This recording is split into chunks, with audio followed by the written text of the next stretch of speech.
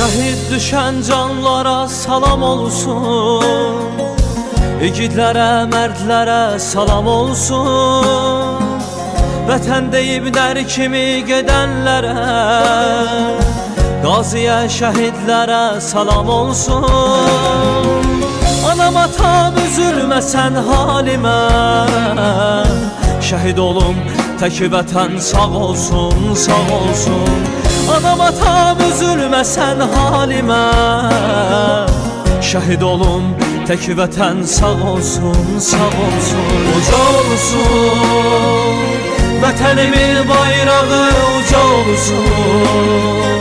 Qarabağa şəhiddən salam olsun, şəhid olum tək vətən sağ olsun.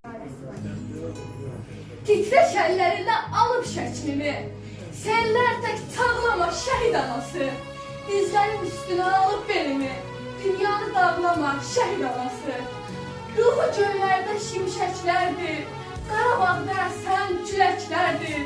Həsrətli, ümidli ürəklərdir, dünyanı dağlama şəhid anası.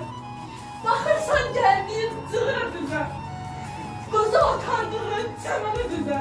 Yaralı könlünü hey üzə, dünyanı dağlama şəhid anası. Dünyanı dağlama şəhid anası. Allah bütün şəhidlərini